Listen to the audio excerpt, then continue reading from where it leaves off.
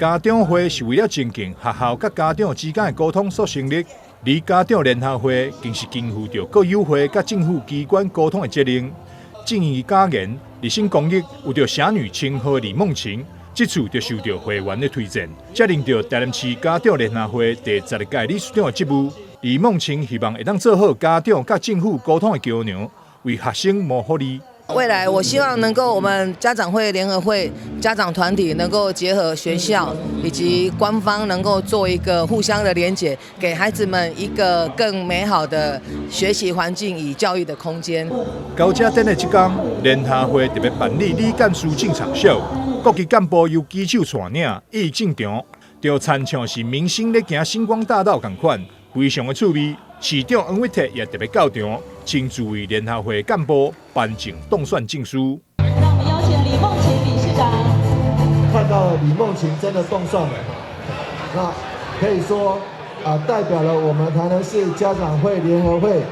迈入了一个新的纪元。我们感谢李俊宇理事长对于家长会联合会的贡献以及辛苦，我们掌声鼓励。那么也非常感谢梦晴理事长，接下来为我们台南市的家长会以及所有的家长以及所有的学生而努力。会当当选联合会理事长，每一位拢是社会上杰出的人士。该会因有理事长林祖云也特别祝贺李梦晴当选，也期盼伊会当为弱势学生争取教育资源。我们在一些弱势的家庭、贫穷的孩子，有些真的可以靠教育来翻转人生那我想在大家的一个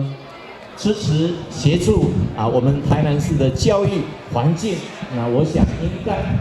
会越来越尽善尽美。台南市家长联合会理事长交接典礼冠届分结，出席的长官包含市长王伟特、教育局长陈新辉、民政局副局长吴明熙、安平区长萧泰华以及各友会、学校、明代等等，场面非常的盛大。台南新闻张硕维采访报道。